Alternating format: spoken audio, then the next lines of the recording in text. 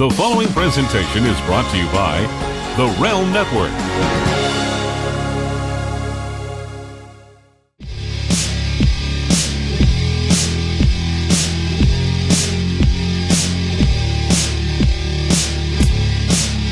Hello, everybody, and welcome to another edition of Vixens Who Rule. Now, listen, when I was naming this show, when I said Vixens Who Rule, it was no joke. I know a lot of tough girls and a lot of tough females, especially a lot of tough women in the wrestling business. And anybody that knows me personally knows that I love a strong, tough, independent, kick-ass woman. I love that. I don't know what it is. Listen, I'm married. I've been married for 31 years to my wife, Amy. My wife, Amy, is a Southern Baptist.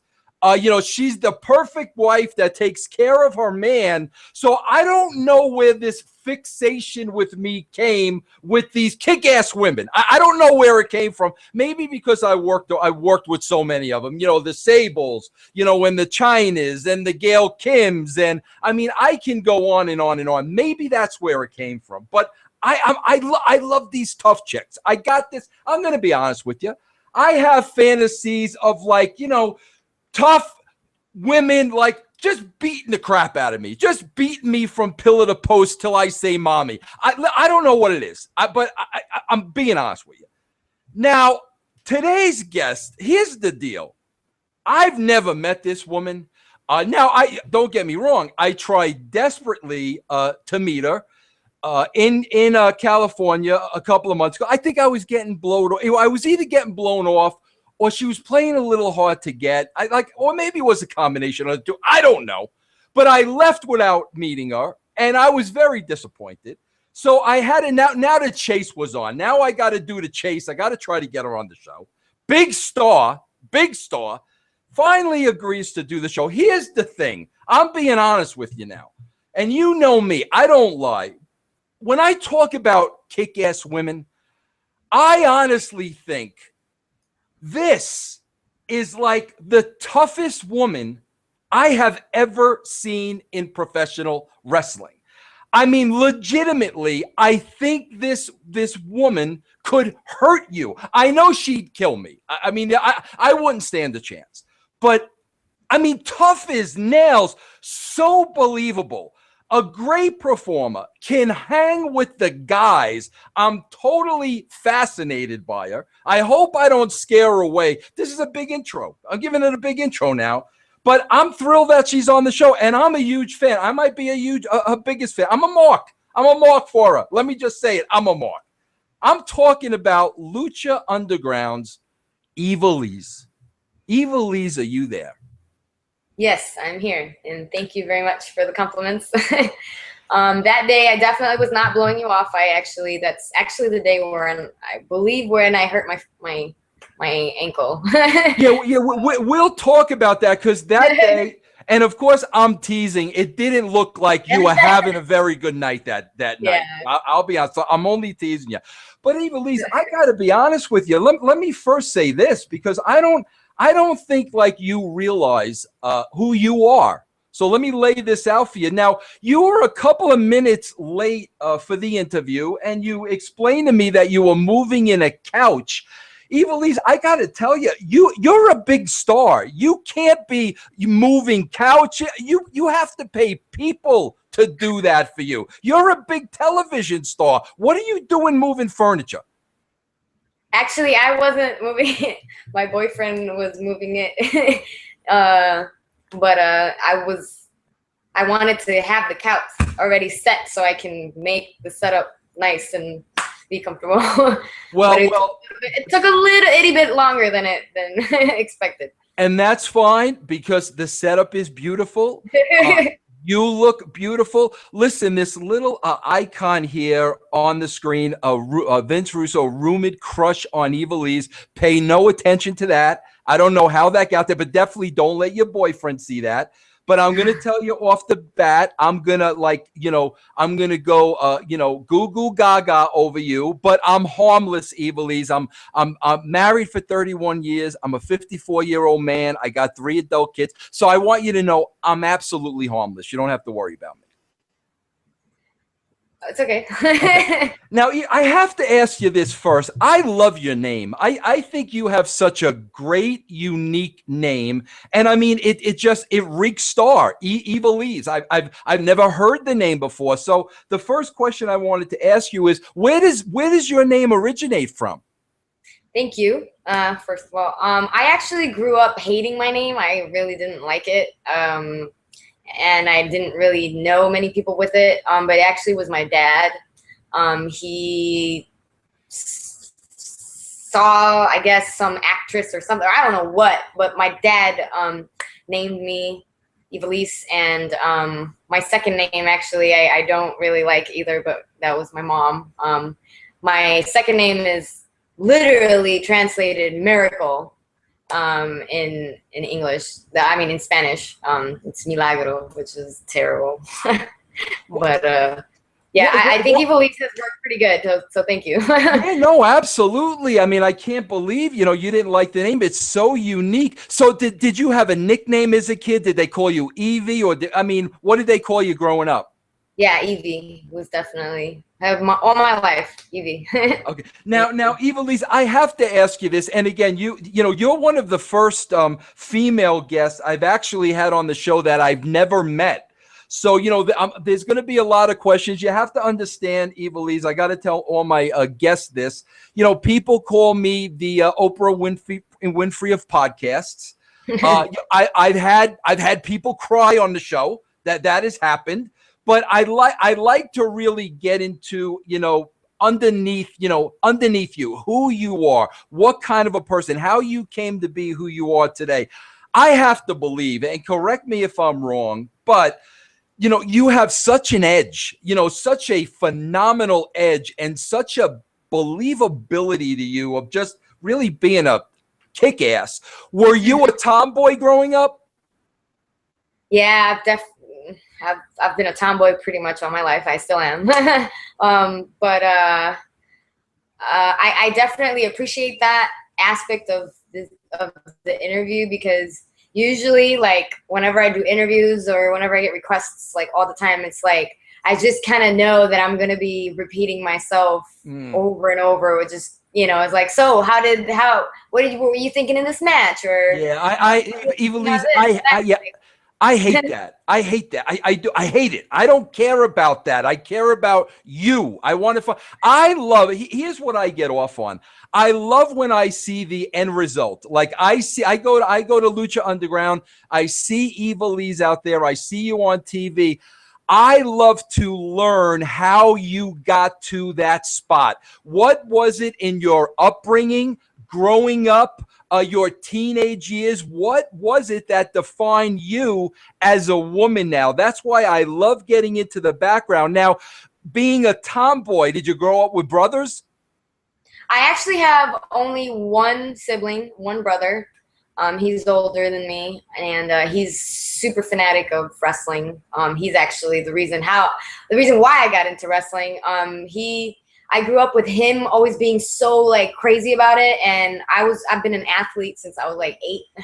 So, like, he was more like plays video, like super video gamer type of person, and I was the athlete, and just like being exposed to that wrestling side, like, throughout the years. And then I just kind of started looking at it in a different way. I just saw it like a sport. Wait a minute, I could do that, and I could, and obviously my confident side, I could do that even better. So, you know what, I'm gonna go for it. So Ivelisse, did that happen? Like you said, you were an athlete, growing up, and obviously, I mean, there's no question about that. But now the aspirations to wrestle, was that at a really young age? It was more like,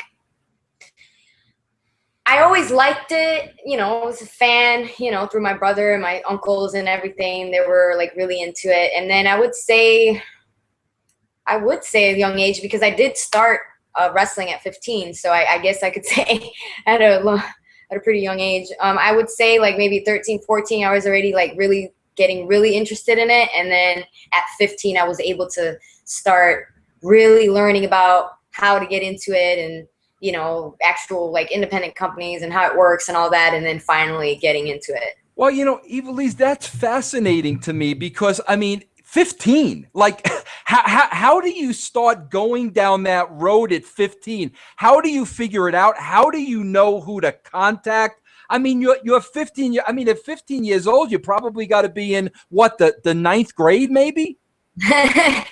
Yeah, I actually had no clue at all how to even begin. But I'm a very determined person. And ambitious, so I just with a little seed. One of my I was actually in 10th grade. I actually graduated high school at 17.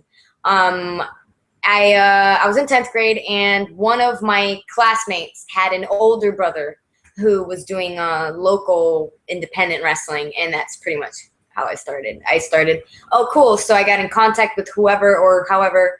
He started wrestling, and I started training, and it was like a backyard wrestling type of thing, you know. Mm-hmm. And I just started learning more and more about like the indie wrestling circuit per se in Puerto Rico. And then little by little, just meeting more people, I eventually met with the TV, you know, like Carlos Colon, Savio Vega, like the TV working people. And then I actually got pretty fast up to the TV community or status or whatever.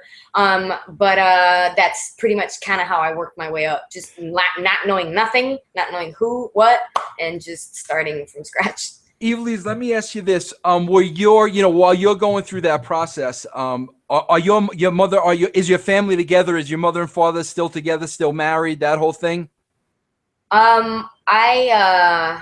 I actually never really had my dad. Okay. This is really the first interview that I talk like about my personal stuff. Because I care, Ivelisse, I care about you. I'm trying. Aspect. What was that? Like I really, it's different. I appreciate that aspect. Like for the first time, I get to talk about me and who I am. Yeah, so, no, because Ivelisse, I'll like, oh my God, for the first time, I'm going to talk about this. Yeah, no, Ivelisse, this is why I asked the question. This is why I'm asking that question, because I have my daughter. I have a 20-year-old daughter, and she's my only daughter, just like you. It was you and your brother. So of course, you know, like my daughter's, you know, it's daddy's little girl. So like that's why I was asking you the question, because 15-year-old, if it was my daughter and my 15-year-old daughter comes to me and says, Dad, I want to get into professional wrestling, I think I'd freak out. So that's why I asked the question. So you were pretty much then raised by your mom? Yeah, my dad wasn't really in the picture pretty much from when I was 5, which I don't have recollection of. But he actually has been mentally disabled for a very long time, and it's been very hard to deal with that, because again, like I said, this is the first time I talk about this, and I don't even talk about this with anybody else. Do you mind if I ask you, because again, I just really want to understand, you know, that's all. What do you mean by mentally disabled? Just so I kind of understand what you're saying. He has a mental disorder. Okay. A pretty chronic, serious mental disorder. So it's pretty much like, it's not my dad, pretty much type of deal. He's thankfully he's physically here.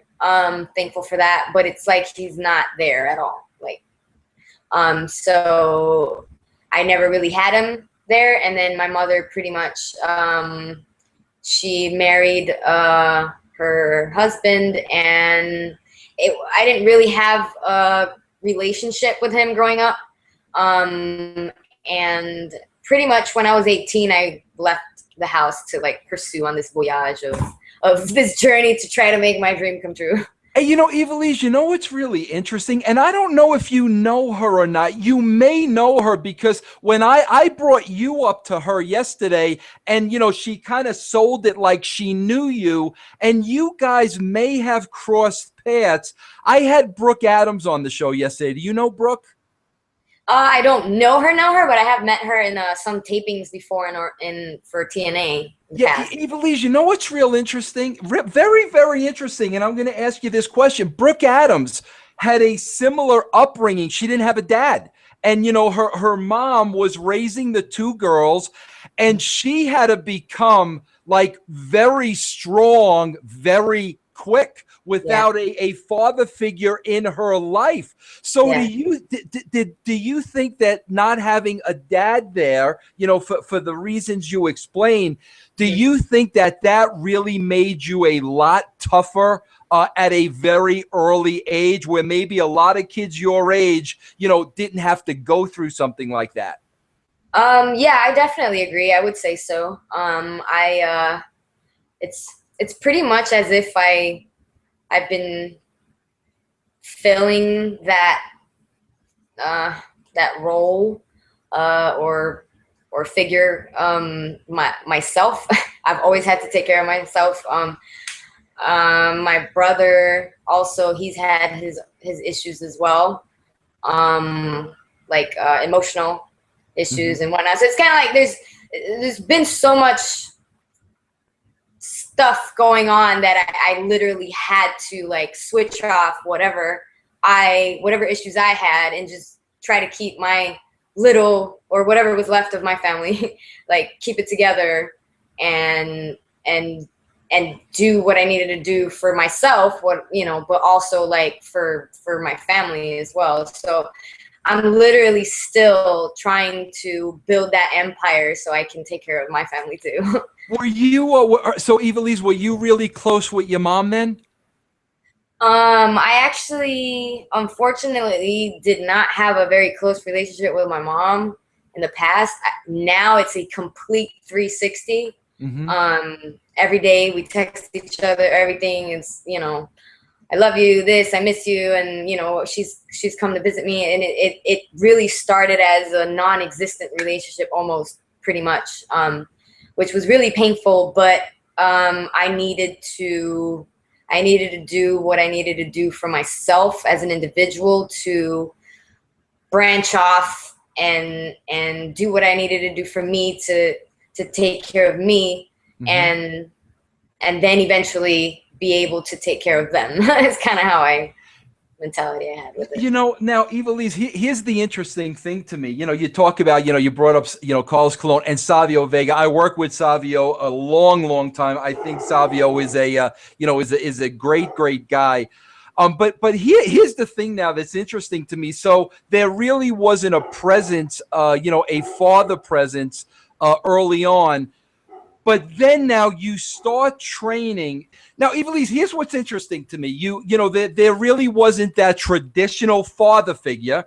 And you had to become very, very strong, very independent real quick, which now explains a lot to me. I can understand. But now at 15 years old, you go into a wrestling business. You want to find out about this business. You want to become a wrestler. And let's face it, professional wrestling, it's the boys club. It's a male orientated business. Yeah. So it's like now here you are 15, 16, 17 years old, so young.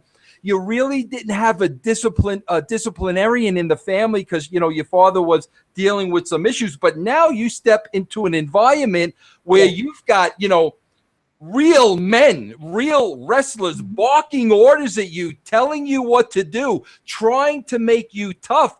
I'm sure disciplining you to some extent. Was that difficult for you? I never really, how can I say, like, I was always very guarded from the very get-go. Like I wanted to be part of this. I wanted to learn. I wanted to. So, but at the same time, very guarded, very, very, very difficult to trust people, because, 15 bunch of men and stuff like that. So I was very, very careful, very, very wise, very choosy with who I would talk to or whatnot or deal with or whatever. And also I thankfully I never really had to deal with like men being that way, like trying to tell me what to do or whatever, stuff like that. And even if it were to happen, the way that I was able to get by that was that I would just go do my job, go home. Like I didn't try to be a social butterfly and, you know, with everyone and all that. Like I went, tried to do my best at my job, tried to learn what I could and go home. Like, let me ask you this, Ivelisse, because again, you established, the relationship, with your father and your mom and your brother and, how the family structure was. And again, I'm getting the feeling, just by listening to you that, there was a lot of time like when you were alone and, you were depending on nobody else but you. With your family this way, like what was there a support group for you? I mean, what was it, a group of friends? Was it relatives? Or at an early age, did you find yourself like on your own and really depending on nobody else but you at a very early age? Yeah, that's pretty much all I know. It's like I said, that has a lot to do with it too. The fact that I don't trust very easily, like just because of that, like I've had to deal with everything on my own. I haven't, and I've never really had support until now. Now I have some support from from my mom, from some family members and stuff like that. But like starting from the bottom all the way, like nothing.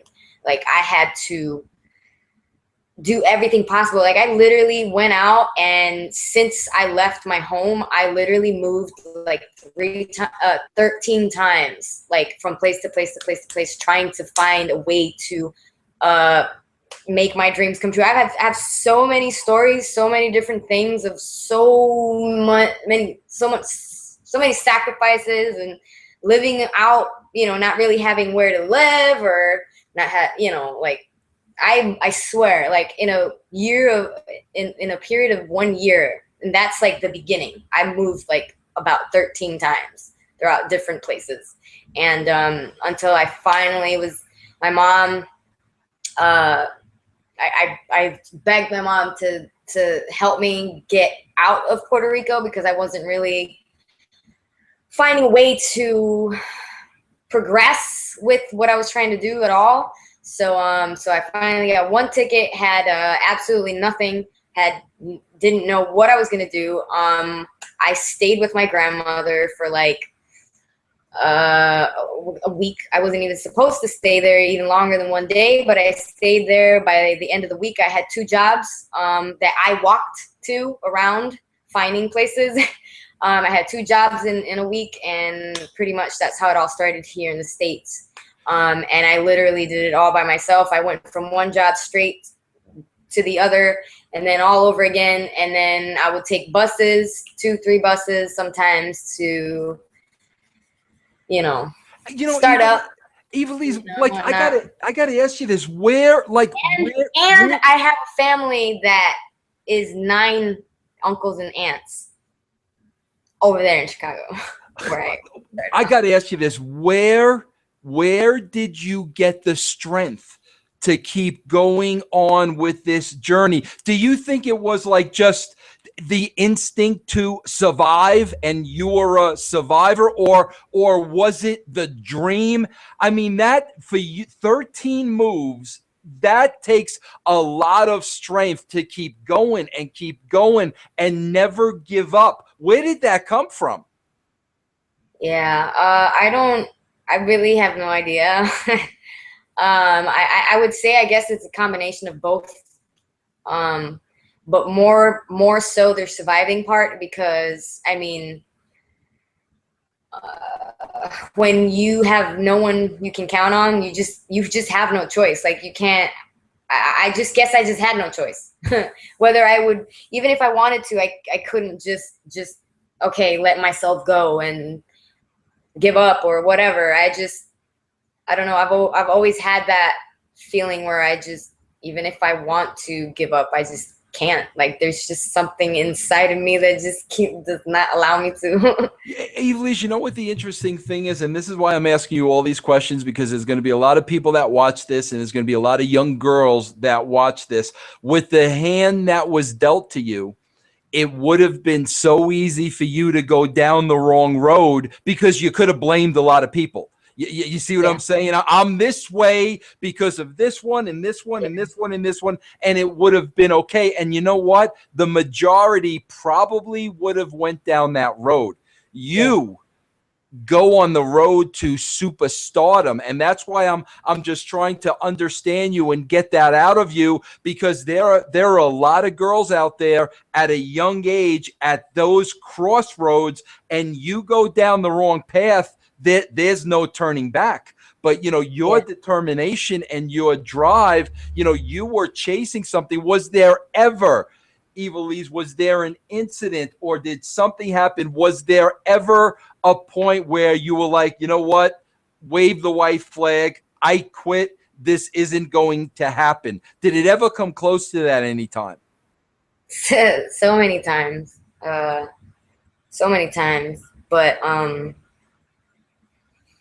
yeah, a lot of times. But it kind of it's like there's always that high and low where we're like, okay, God, like, what else? I just, it's like, all right, whatever. No matter what I do, it's just gonna keep.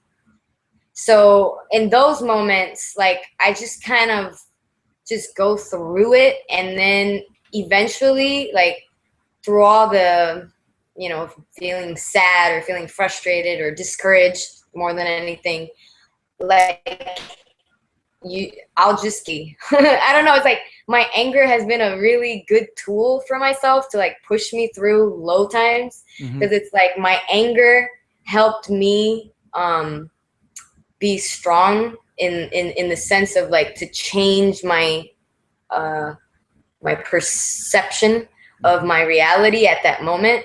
When I would get angry, it would help me, like, just look at things differently and just be like, you know what, I'm gonna try again tomorrow, because I'm not gonna give up. That it's gonna take a lot more than that to get, to stop me or whatever, or like, things like that. Like, I've worked hard, or like, I deserve this, and I don't know, it just helped me look at it differently and be like, I don't know, it's been such a weird journey for me emotionally. Did you have a strong faith? Oh yeah, and that, how could I forget that? My mom has been actually a big part of that. Growing up, it was something she struggled with a little bit. She's always been a very, very, very big faith woman, and growing up, it was a little hard because of all the negative emotions of, why me, with whole thing with my dad, and like everybody else, they have their issues and whatnot. And I was growing up very, very angry, where, like that, like you said, like, where they blame everything. Oh my God, why me? This, that. Like, I went through that. I was that person, and had a where something happened where I completely changed. Like I said, I would never be that person ever again. It's all on me. Like, I have full, complete control of where I'm headed and where I'm going, no matter what is thrown at me. So ever since that one moment, like, I've been able to move mountains, you would say. And through that faith, and I'm still human. I'm still gonna, feel angry or feel upset or want to blame something else or whatever. But I'll go through it, and then to the other side, where it's like, you know what, in the end, it's all up to me, and then just get back on track. and keep going. Like you said, just keep going, just keep going, just keep going, just keep going. And not listen, I'm a Christian guy, and I'm a firm believer, Ivelisse, and I do believe this, and I think you are a testament to it. You know, we go through trials and tribulations in our life, but I honestly believe that those trials make us stronger.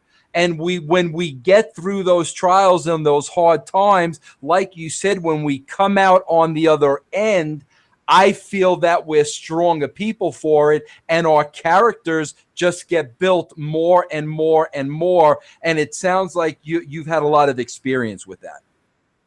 Yeah. Now, Yeah. let me go ahead. No, yeah. It just to this day, I still feel weird, because I still feel like, even sometimes, like when I'm looking back, like right now when I'm talking about it, I spend so much time like worrying about what's next, tackling what's next. I never really look back like on things I don't like to remember. Damn, like I went through that, or like, damn, I felt like that, or whoa, this happened. You know, I'll just forget. Like I just bury whatever happened, so I can be strong for the next thing, and just bury it and just keep going. So whenever I talk about it, it's like opening a gate that I just kind of like buried to face another day, and it's Yeah, but you know what? I got it.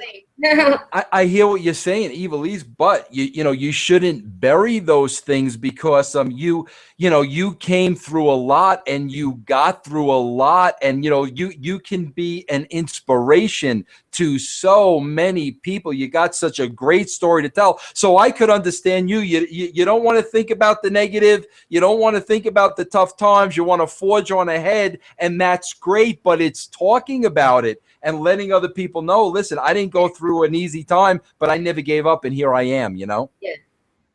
Yeah, I feel like I'm going to be an old, those old people that just have a million thousand stories to tell. Exactly. Well, that'll help a lot of people. I want to fast forward, because I don't want to get into the nuts and the bolts of this, but I do have a couple of questions. You did have the opportunity to go by, I think it was 2011. You wound up on Tough Enough with the WWE. How did that come about? How did that happen, getting there? With Tough Enough, I was in Chicago, and I actually, when the whole Tough Enough came, I was actually planning on giving up on wrestling and going into the MMA.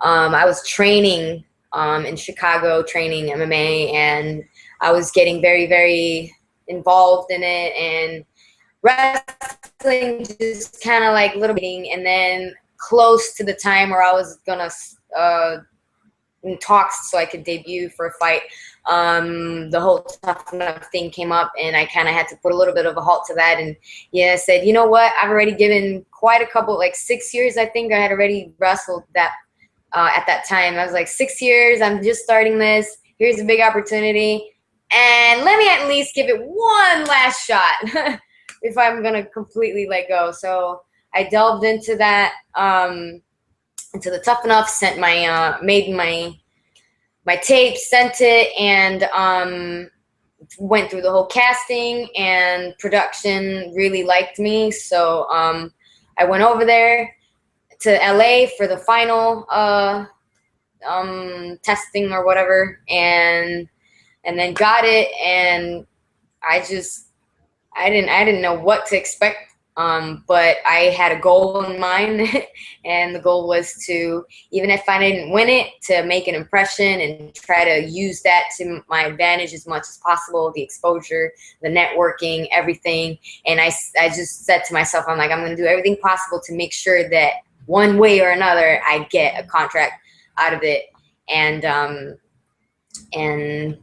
thankfully, I'm the only one from the Tough Enough, the 2011 Tough Enough season, that actually got a contract, that didn't have a contract already before Tough Enough.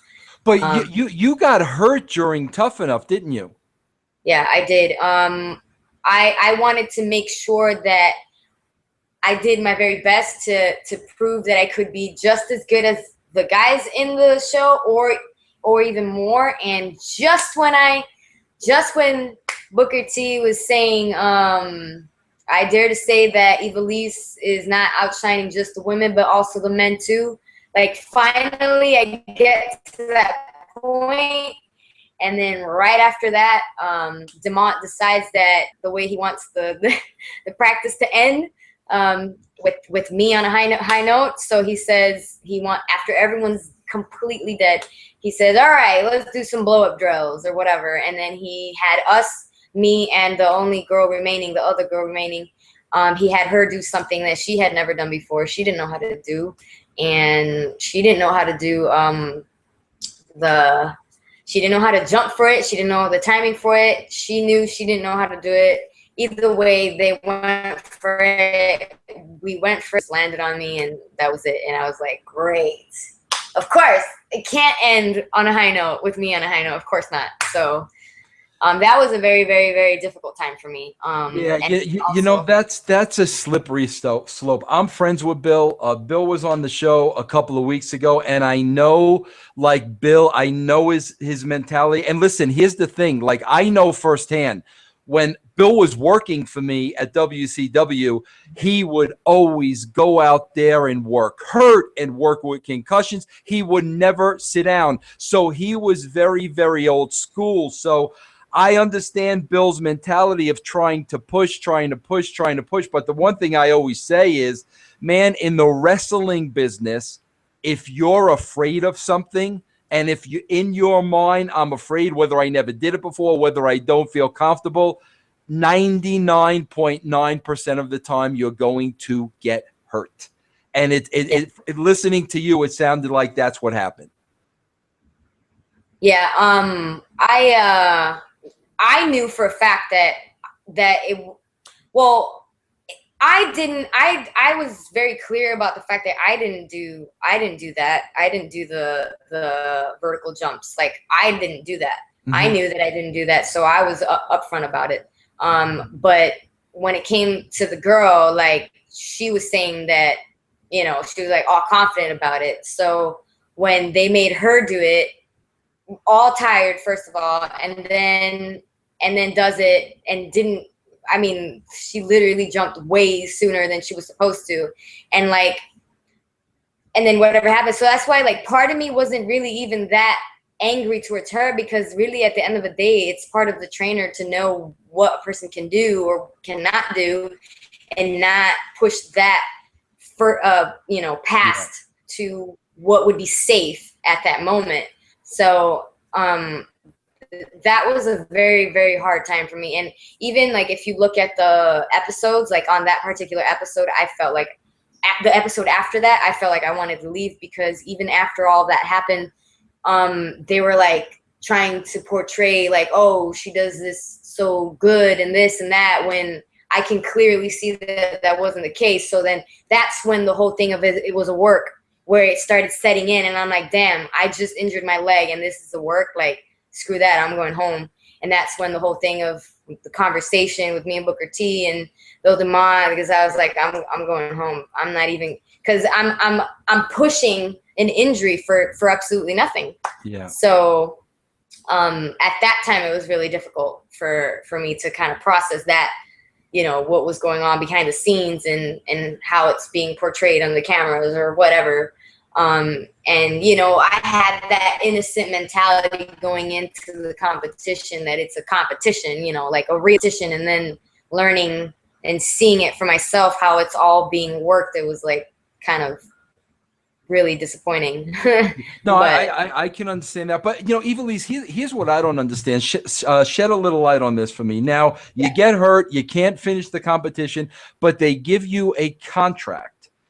And, you know, Ivelisse, I believe, and I know you believe this too, and I did what I did for a very long time. You know, there's a thing called the it factor. And I mean, you can look at you know, wrestling hopefuls, and it's very easy to see who has it and who doesn't. It's very, the it factor can't be denied. You know, it's like, you know, the first time I saw you, you know, the first time I really saw you was on Lucha Underground. And the first time, and I'm like, holy crap, this girl gets it. So obviously, while you're going through the training at the WWE, and then they do give you a contract, a year later, you're released from the contract. And I'm sitting here and I'm saying to myself, wait a minute, I worked at the WWE. I know how things work. You mean to tell me that there wasn't one person there that saw the star in this girl, that they could let a talent like this actually go? That blows my mind. What happened? I mean, can you shed some light on me? Because, like I said, you come shining through as a star. And I can't believe, how did they not see that in the WWE? Well, thank you. But I can tell you the whole story right now. But I don't want to like touch on that just because it brings so much negative vibes, but it does have a lot to. I can give you a summary, and it did have a lot to do with a political aspect, and unfortunately, it did have a lot, and pretty much almost all of it was because of one person. And you did say that he's your friend, but it really was. I don't know if somewhere along the line, somehow this person changed or something, because even when I was released, I had no idea how that could have been possible. And I told Steve Austin, like, because like the week before I was released, Austin was being told by JR and stuff like, oh, your girl Ivelisse from Tough Enough, she's doing good, this and this is happening. And then a week later I get released. And then when I just got released, like, what the hell? What the hell just happened? They were just telling me how good you were doing. And then I just pretty much had to explain what happened. And that's pretty much like, I don't know what's happened, but there's all the rumors and all the things that revolve around this particular person. Like, unfortunately, a lot of it is true. And I actually was the first one to, because when I was released, he had been placed as head coach like 3 months before I was released, or so, like a couple months before. And this thing like started brewing, like from when he first was placed there. And it just kind of started feeling like it was becoming Tough Enough all over again. And I was like, okay, it's only a matter of time. It's only a matter of time before it happens. But I was like, you know what? I'm not going to quit. I'm going to give it my all until the very last day, till the very last moment that I'm gone, just because I'm not going to take mistreatment or anything like that. So that's pretty much what I did. And I was the first person who had the guts to speak up about it. And I was released like pretty much like the week after, or not long after that. And I didn't do so in a negative way either. Like, I think I'm above everyone or high on everyone or whatever. I literally called the office and was crying for 30 minutes trying to explain what was happening. And I didn't know what to do. I didn't go into wrestling knowing people and, and stuff like that. So I had no idea what to do. So coming to that reality in such a harsh way, like, I didn't know what to do, who to turn to, who to ask what to do or whatever, because everything's about politics. So so here I am, first time in WWE. I actually think that my talent is going to get me to the top, alone and all of that. And coming to that reality, that's not how it is. And then having that happening as well at the same time. So I was like, all right, well, at least I'm just going to focus on just continuing to do my best at my job, continuing to try to be as professional as possible, and at the same time not let this mistreatment drive me crazy and do something stupid or like quitting or something. And I'm just gonna try my best till the very end. And then I didn't know what else to do, so I called the office tried to explain, crying 30 minutes, couldn't even catch a breath because I was crying 30 minutes straight and didn't know what to do. And it happened the next week. And then their reasoning was, you're not what we want from divas. And I'm like, what? Like, what are you talking about? Like, I was literally helping train the girls. I was helping Norman Smiley train the girls in the morning. Like, I was doing the beginner schedule just so I could help train the girls and everything. And that person that called me to release me saw me, that I was helping and doing even a whole lot more than I should have in the first place, risking to injure myself for overexertion. And on top of that, I wasn't even getting paid what I was supposed to be getting paid, which was another issue right before that happened I was going to get resolved. I wasn't even getting paid what I was supposed to be getting paid. So here I am doing extra work, doing, all of this, being told like a month after I was there that I was ready to be up there in the top, in the main roster, all this, all of that, putting all that effort and all of that. And then for them to tell me like as if I'm not doing it. And it was like Twilight Zone kind of thing for me. So at that point is when I was like, okay, I get it now. It's you saw me training these girls, and about a week or two later, you call me telling me I'm not doing enough or I'm not doing anything. Okay, I get it. Someone's trying to mess with me somehow or trying to get me out of here or something. So I just pretty much tried to just stick it out and not let it drive me crazy and just keep getting there and doing my best and trying to, be as composed as possible. And like I said, until that day that I called to try to say something, and a week later, I'm gone. Well, you know what? Just the fact, that Steve Austin saw Ivelisse in Ivelisse, that right there tells you everything you need to know. Period. End of. I don't care what everybody else's opinion is.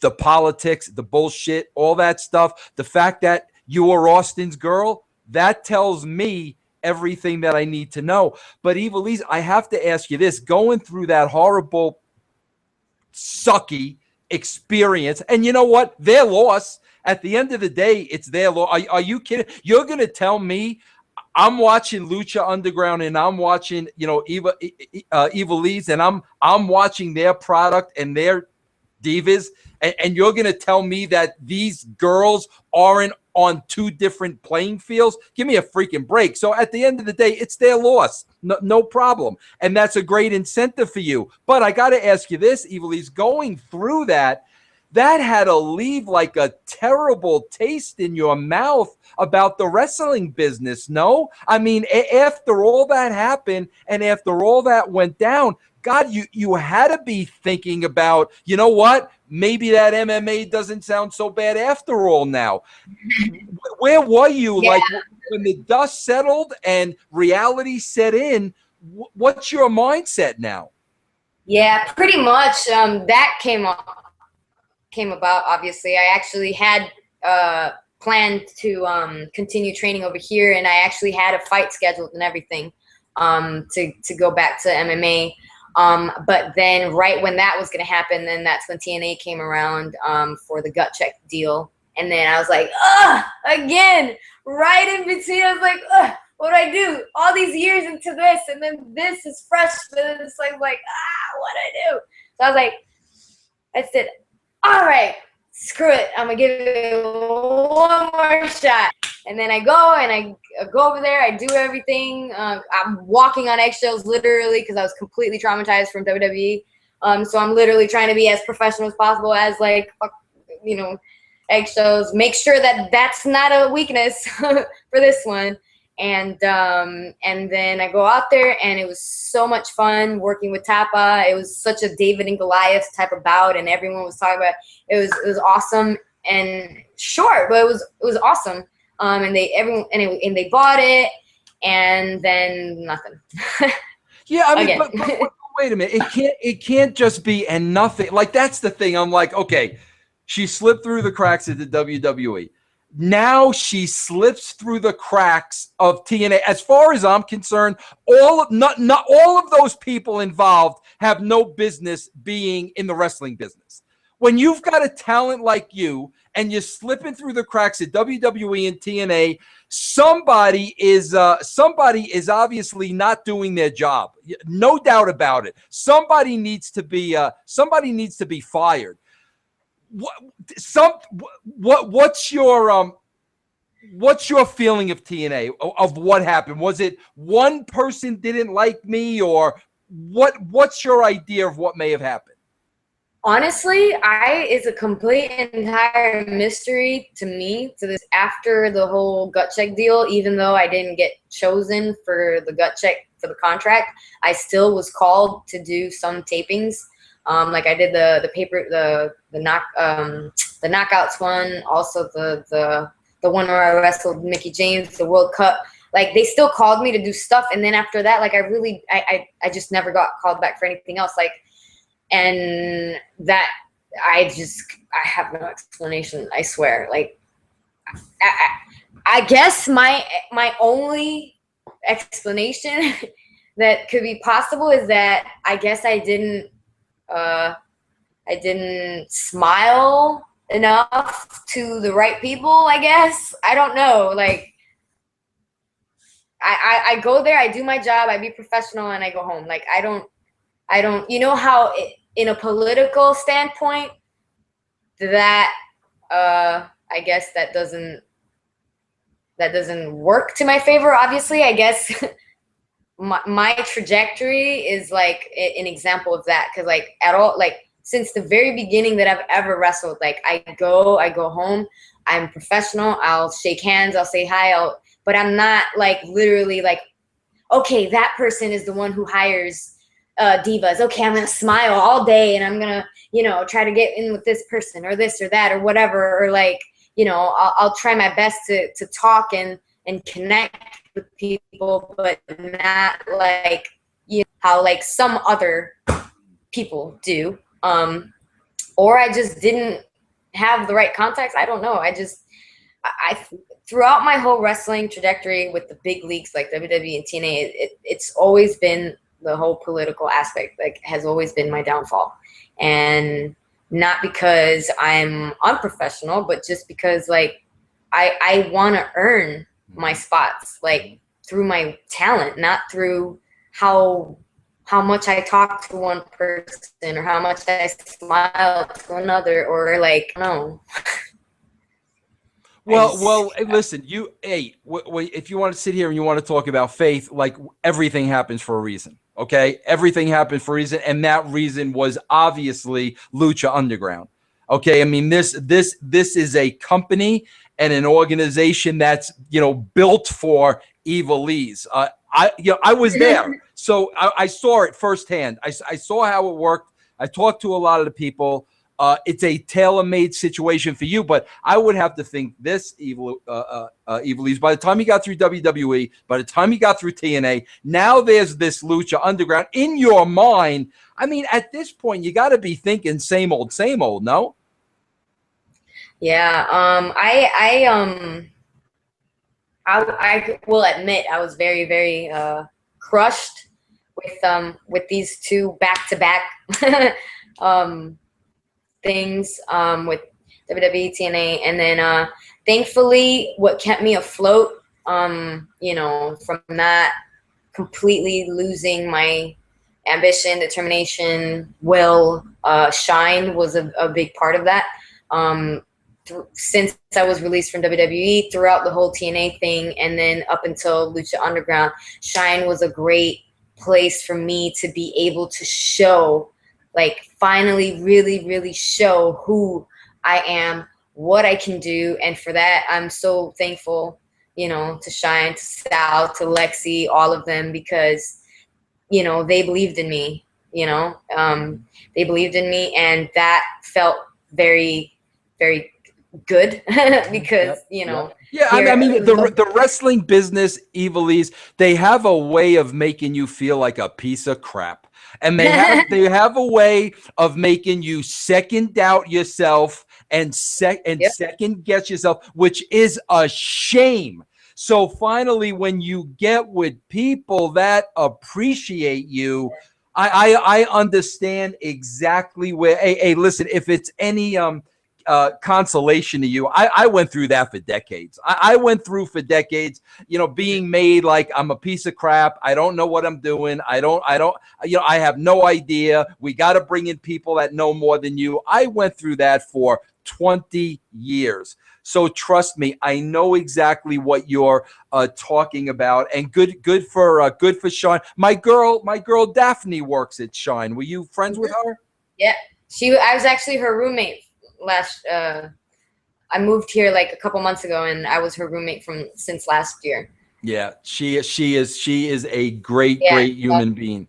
So now we finally get this Lucha Underground. Do you have to, Ivelisse, do you have to kind of be talked into this? Do they kind of have to sell the car just based on, because now you're at Shine, you're happy at Shine, you're getting treated with respect that you've earned and you deserve. Do they really have to sell the car? Because now it's almost like, okay, these people are good to me. Now I'm getting out of my comfort zone all over again, and this may or may not work out. Yeah, it was very, very hard.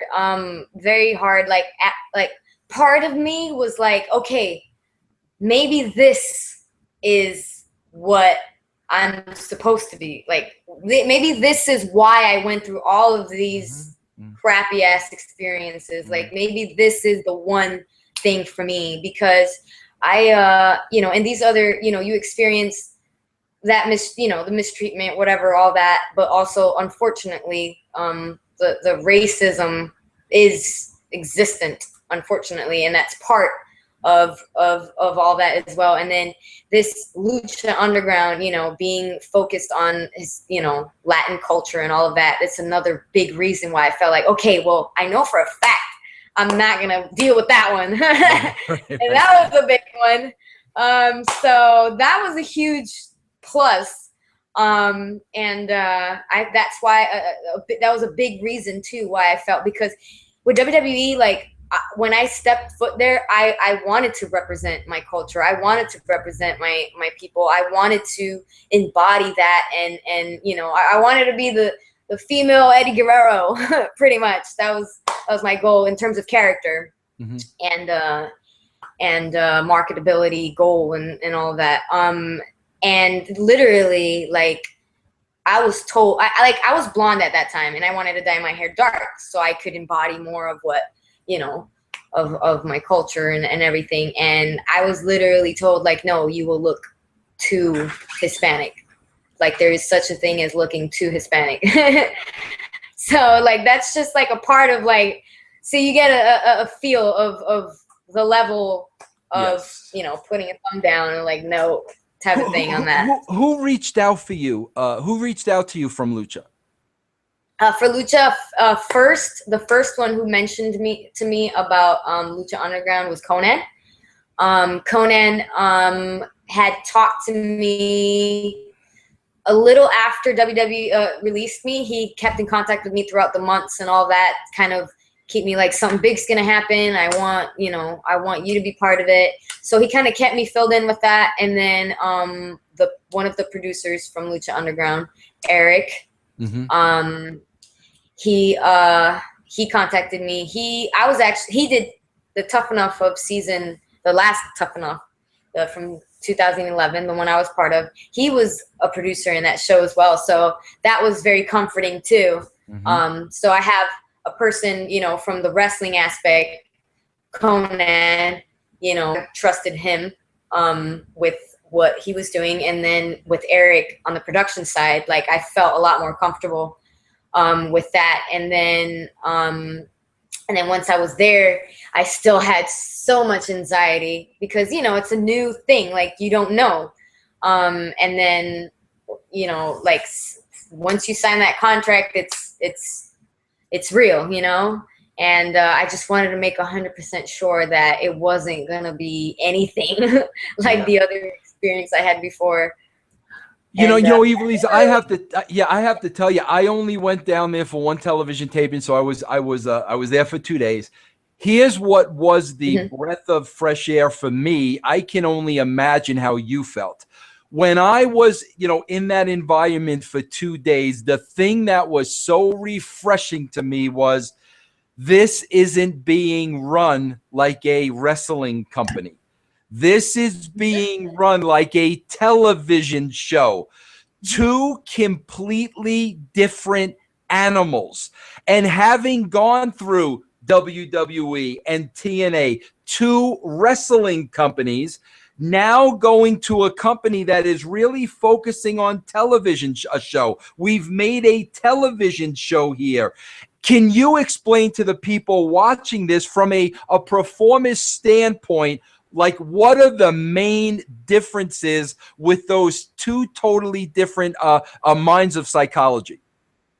Well, the first one is that they treat the talent 100,000 million times better than the other companies or experiences that I've had before. They we're treated like stars, like anything you need, anything. It's like the best feeling in the world, especially after going through so much dirt. That I appreciate every second, and I can't even count how many times I say thank you every day that I'm there to all the crew and everyone. That's the first one. And then secondly, we get to experience what would be like being when we're filming the vignettes and all of that. Like it's definitely in a different way. And it definitely feels like a movie. I remember the first time that I was doing a vignette, the first vignette that I did, it was so much fun. I was like so excited. I was like, damn, I want to do another one. Like, this is so much fun. And then, it's so different, but in a completely positive way. And that's why I'm so grateful to be there. Ivelisse, I have to ask you this. Listen, the only show I'll watch is Lucha Underground. It's got nothing to do with you being on the show. I can't sit through Raw. I can't sit through TNA. There's nothing new. There's nothing different. There's nothing refreshing. And I'll be honest with you, Ivelisse, I had Conan on the show and before Lucha. And, he was telling me about Lucha. So I'm like, I'm going to check this show out for my boy Conan. Never thinking in a million years I'd like it. And then right off the bat, seeing everything that you guys did differently. It was a different show. And like you said, the vignettes, and it was such a breath of fresh air. I was hooked. I fell in love with Chris DeJoseph, who I never met because I saw a wrestling writer who finally got it. I had him on the show and I kissed his feet because I loved what he was doing. Just every week there was something different. Now I want you to kind of walk me through this because this was probably the thing I enjoyed the most. Every week there's something different, but all of a sudden, like maybe 2 weeks in, there's an intergender match. And I'm sitting home and I'm saying, oh my God, this is phenomenal. Because when I worked at TNA with Spike TV, the male wrestlers couldn't even go near the female wrestlers. And I always used to try to explain, you don't understand the psyche of a female wrestler. These women believe that they can go in there and mix it up with the men. They're competitors. They're strong. They have something to prove. But Spike TV always looked at as women wrestlers as being victims. And if they were in harm's way, and when I saw this intergender match, it blew me away. Now, here's the greatest compliment that I can give women's wrestling. I can't give it a higher compliment than this. To prove that I watched the show, just so you know, you didn't wrestle right away. You know, you were with Son of Havoc right away. You were, kind of like his valet. You didn't immediately wrestle. The first one I saw wrestle over there was Sexy Star. Mm-hmm. And it was two guys. I remember it was Chavo and somebody, and Sexy and a partner. Okay, this is the greatest compliment I can give women's wrestling. I can't give it any more than this. I'm watching this match, and I'm getting sucked into this match. Ivelisse, by the time that match finished, I forgot that a female was in the match. I was watching four guys wrestle. And when this match was over, I was like, oh my God, one of those wrestlers was a female. And the respect, that I had for, Sexy in doing that match. But here's the question I have for you, Ivelisse, and you'll understand where I'm coming from. I don't know if I had more respect for Sexy Star or more respect for the guys in the match that were selling for her and that were putting her over and that were making her look legit, because in the world I came from, the WWE, WCW, and TNA, the guys wouldn't have done that. They would not have done that. They would not have put a woman over the way that those three guys did. And I want to ask you about that, Ivelisse, because, you're in the back. You're going through the conversations with the guys while these matches are being laid out.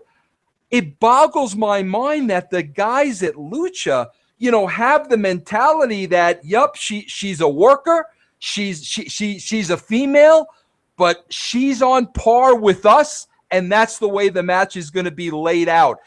Just explain to me, like, the mentality behind the scenes when those intergender matches are being laid out.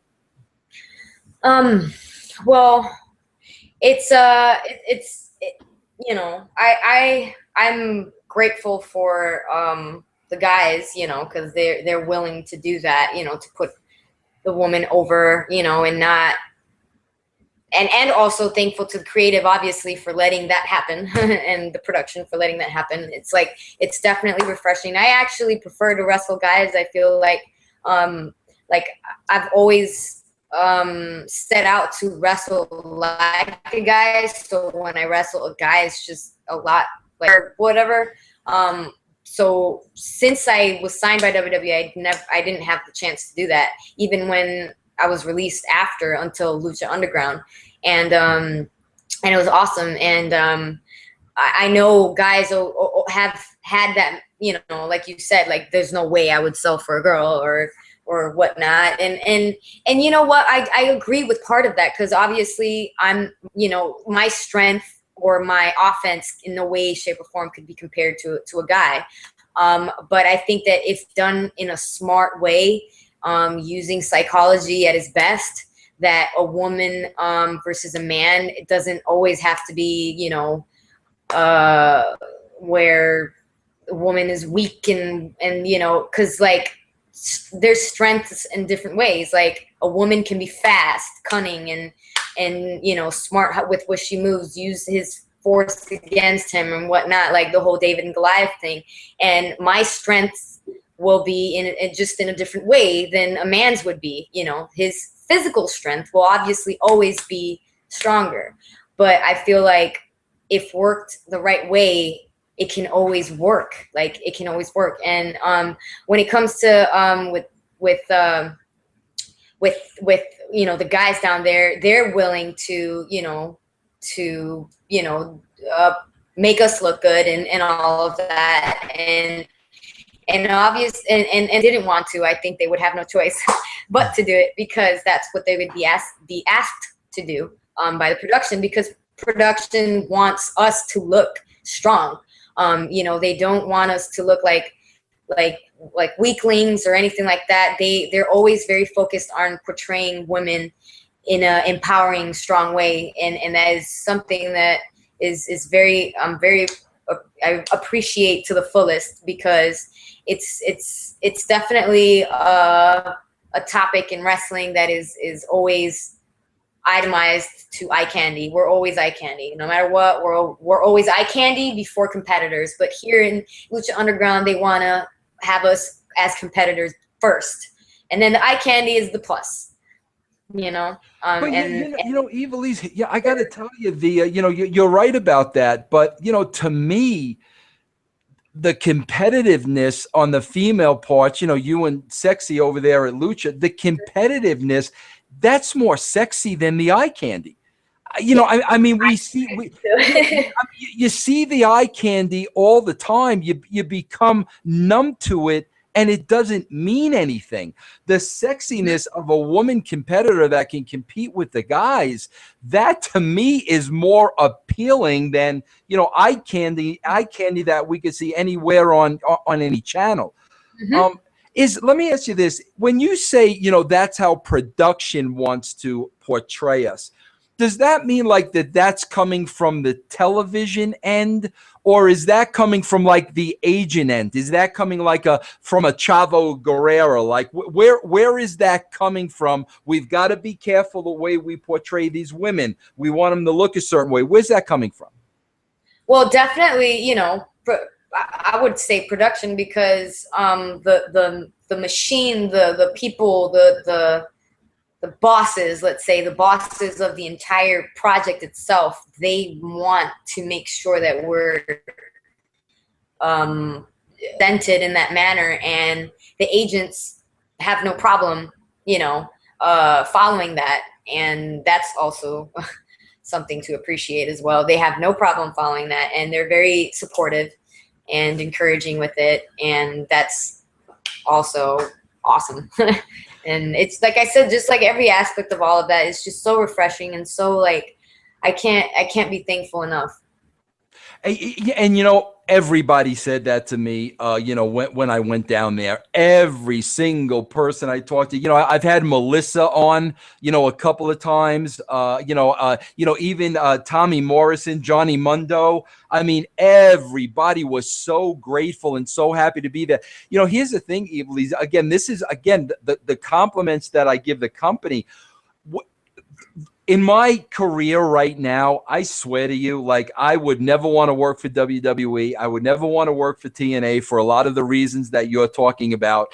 I would love to be like, some kind of a, if I worked at some kind of a consultant with Lucha, I would love that. But I got to tell you this, I can't give it a better compliment than this. When I was down there and I was around the product and I was talking to people and I was watching and I was listening, I'm standing there and I'm saying to myself, you know what? This company does not need Vince Russo. I mean, this company is running fine. They've got top-notch people. It's a great chemistry. Everybody respects everybody. They don't need me. And I mean, and meanwhile, I look at WWE and I look at TNA and I'm like, right now I could go there tomorrow and do a better job than anybody that's working there. And I have no problem saying that. Lucha Underground, that's a well-oiled machine to me. I want to talk to you about this, Ivelisse. This is going to be a little touchy now, but I got to get this out, okay? Mm-hmm. The night I went, I think it was the second night, and I didn't know you. We never spoke. I was scared to death for you because, Ivelisse, you had a broken leg. Oh, yeah. And you're in the ring. And like I know the competitiveness of a wrestler. I understand. I understand the adrenaline, but I'm watching you, and you were so limited and trying to do so much. And like I was scared to death. My God, if she gets hurt again, we could be really, really serious. You got to listen. I've seen a million people like that. I mean, I understand. Hey, I got to be honest with you. That's how Daphne seriously got hurt. And I was very upset with Daphne. I had no idea Daphne was going to do the things she did in that match. And when I watched it, I was horrified. and I grabbed her afterwards, and I'm like, how can you do that? How did I not know? You have to protect yourself. Yeah. Do you understand where I'm coming from? Like you have such a long, fruitful career ahead of you. I mean, you got the world on a string. You could do whatever you want, but as competitive as you are, you've got to protect yourself. Yeah, I guess that that day, that was that the ladder match? Yes, yes, it that was. Yes, yep. Oh crap! Damn, I think I can't say that. Damn, I was not supposed to say that. What? That's two ahead. Oh, it didn't happen yet. Well, I'm sorry because I said it. I didn't know it did. It didn't air yet, but it's great publicity. Can you take that out? Yeah, I will. Well, actually, Ivelisse, you want to know something? To be honest with you, when is that airing? Not this week, but next week. Probably. This will not air until that's over. Okay. Yeah. I have. I'm not sure, but I think so. Well, I have 2 more shows. I've got a show next Monday with somebody else, and the following Monday with somebody else. So we're talking about 3 weeks from now. Okay. Yeah. But yeah, definitely. Ivelisse, listen to me. Talk to me about this, but you have my absolute word. Before we air this, I will contact you and make sure the show's already aired. If it hasn't, all this will come out. Okay. You have my absolute word. But yeah, but I want to talk to you about that because I just want to make sure you protect yourself. Yeah, I think that was probably the first time in my entire career that I kind of pushed the limit, or really pushed it the farthest in terms of competitiveness and all of that. But I don't know. It's just I feel like I'm finally where I need to be, and like I don't know. I guess I was dumb for that night. What was went a little too far, but at least thank God I did not injure myself further. Thank God. But now was that the same leg that you had injured at the WWE? Actually, yes, but I had my abductor muscle, my groin muscles. That's what in Tough Enough. And then in WWE, I actually hurt my back when I was injured. When I was released, actually, I was injured when I was released. I was injured. My back was injured. And then they gave me some physical therapy program and I didn't get better, and they stopped it. But I actually was. I don't know if legally they were supposed to do that or can do that or whatever, but I was actually injured when they released me. But anyway, yeah, it's the left leg is what I had hurt with Tough Enough. What was the leg injury with Lucha, and how did it happen? With Lucha, in the match I did a dive to Cuerno and kind of jerked my knee, and then when the crew came out, one of them came from behind and just kind of snapped my ankle. Like, just hit me on my leg from behind and just snapped my ankle. Yeah, ouch. God, I can't even imagine how painful something like that would be. Did you know immediately? I never would have imagined that it would have been a broken bone, but I knew I heard it bad, but I would have never imagined it was a broken bone. Yeah. Hey, Ivelisse, I got to ask you this because I don't put anything past Lucha Underground, and that's why I enjoy the product so much. I gotta ask you this. Is there the possibility of ever seeing a woman world champion in Lucha Underground? Oh my. I don't know. I mean, just because of how they envision their women and how they want to present them, I don't think that's completely entirely impossible. Highly unlikely, I think, but I don't think impossible at some point in the future. I don't know. What are you going to do now? You know, Lucha has the off season coming up soon, which I think is great. I love the whole psychology of that. I love it. Like I said, it's a television show. That's the way they treat it. But what are you going to do once the off season comes up? Are you going to relax, take it easy, or are you going to, you know, work around independently, maybe a little bit of shine? What do you think you're going to do during that time?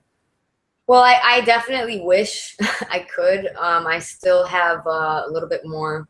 I have physical therapy. I just started physical therapy for my ankle.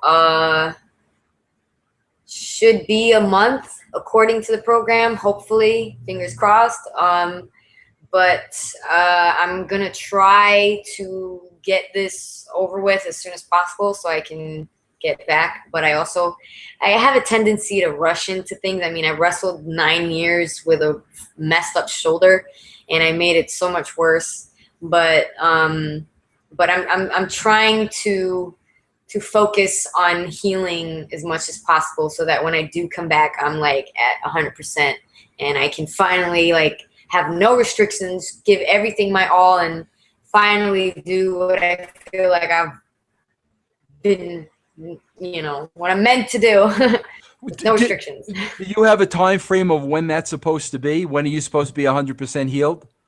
I'm hoping that we're about to be May, June. I'm hoping by the end of June I'll be 100%.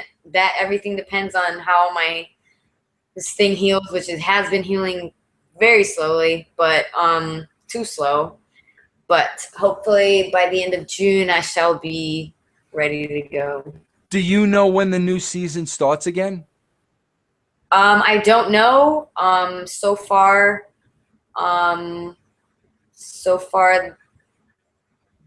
what's the talks is that there will be the season, and it should be in a couple months, but I don't know much more than that. That'll probably give you, though, plenty of time to heal. By the time the second season starts, you should be back fully healthy.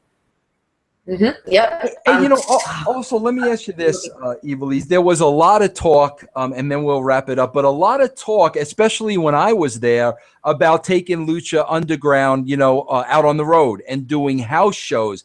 And I got to tell you, like, when I heard that, I cringed a little, and I'll tell you why.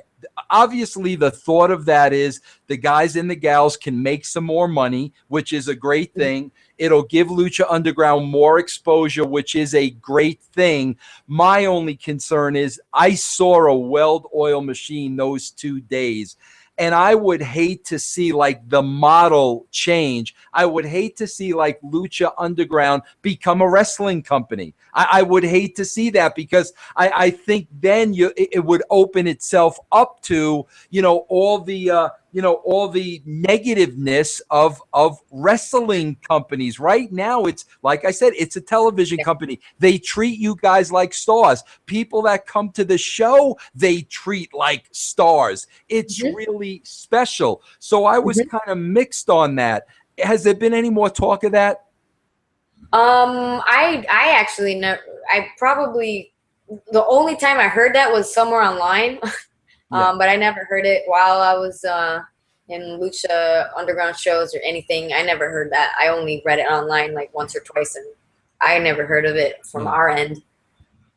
Okay, well, Ivelisse, listen, I want to thank you for coming on the show. You know, this is the first time we've met. We've never met before. I truly meant I am a huge fan of yours and a huge fan of, Lucha Underground every Wednesday night on El Rey Network. The word's already out there. I mean, it's, here's how you know a show is good: when the audience rises week after week after week, because what's happening is word of mouth. People are talking about it. And this is what I love about Lucha.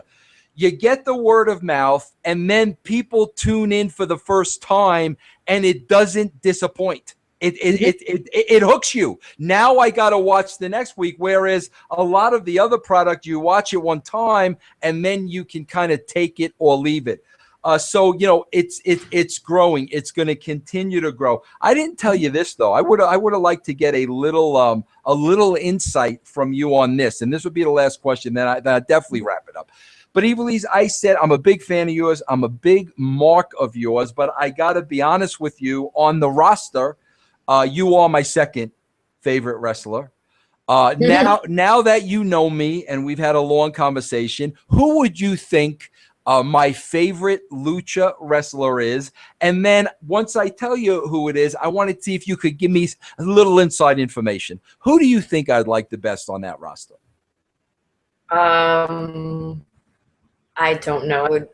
Let me go out on a limb and say the top wrestler in Lucha Underground, Puma. Well, you know what? I got to tell you something. You know, Ivelisse, I've been I booked and wrote for many, many years. And, you know, when you talk about like the top guys, Puma is unbelievable, first of all. Unbelievable. Like, people, I don't know what it is, but he looks a lot smaller on TV. And when I saw his size and I saw the things he did in person, I'm like, this guy's incredible. But, you know, again, Ivelisse, if I had the book, as far as the top guy in Lucha, I think I would put the belt on this Pimpinella. What do you think about that? Pimpinella, he's the guy. Who we call him? The guy is the most entertaining thing I think I've ever seen in a wrestling ring. Unbelievable. I was so disappointed. He was like the only one that wasn't there when I went. But what an entertainer he is. He's awesome. Yeah, and he's really nice. Super, super nice. He was a pleasure to work with. When he was wrestling against Son of Havoc, I had to do a lot of the translation for that match. I believe there were a couple other ones because I think he came to help Mascarita Sagrada and stuff. So, but yeah, pleasure to work with, and of course, it's entertaining and all of that. But yeah, more importantly, pleasure to work with. Yeah, well, it seems like everybody there is, and it's a great organization. Listen, you took the path you did for an obvious reason. You're where you're supposed to be. I don't know what could be better for you than to be on the ground floor of a great organization and to really be one of the original members that is growing this company. There's nothing that could be more rewarding than that. And like I said, I had the pleasure of seeing it firsthand and experiencing it. And, it was a great experience for me.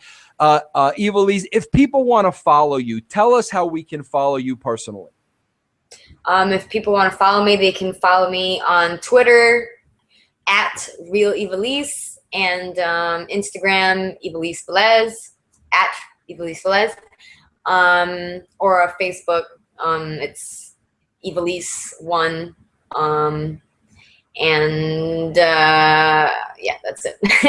Hey, Ivelisse, one other thing too, because I love the Spanish accent. I can hear that all day. Now I can sit here and I can say everybody needs to watch Lucha Underground Wednesday nights on the El Rey Network, and I know there's only a couple episodes left until the season ends, but I also know it's on Spanish networks. Can you tell us about that for the Spanish-speaking people?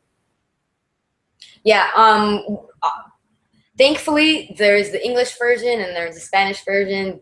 We air it on the channel Unimas every Saturdays at 4 p.m. And it's just a chance for the Latin community to be able to be part of what we're doing, and that's awesome. Yeah. Well, Ivelisse, again, thank you so much. And you are a testament to, good things happen to good people. I mean, there's no question about it. You are a testament to that. I thank you so much for doing this show and opening up and talking a little bit about your background and your upbringing, which was very, very interesting to me. And, I just want to tell you, you've got the world in your hand. You could achieve whatever you want to achieve, but don't let anybody tell you otherwise. You have earned everything that has come your way. Thank you.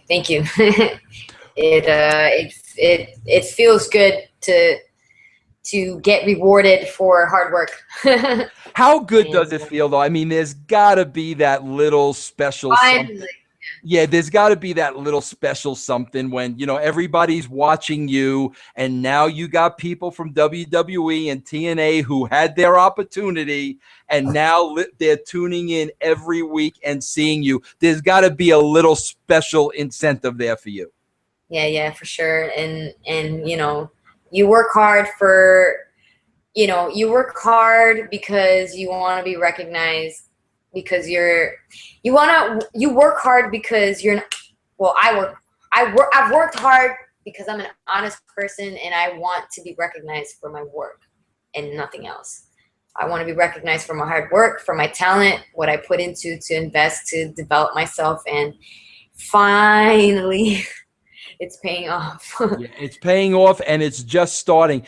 Ivelisse, don't go anywhere. I'm going to sign off, and then I just want to thank you personally. But, everybody, the lovely Ivelisse. And listen, I'm telling you straight up, and if you follow me, you know this. I'm not putting Lucha Underground over to nauseam because Ivelisse is on. If you've heard me since the show started, I love this show. I'm a fan of this show. They take chances. They're not inside a neat little box. We still see things in wrestling that I'm seeing things I never saw before, and I didn't even think that was possible. So I urge you, if you don't already, tune into the El Rey Network. Watch Lucha Underground on Wednesday nights, and we'll be back here next week. We'll continue to celebrate women. We'll have another episode of Vixens Who Rule. Thanks for joining us, everybody. Have a great good night.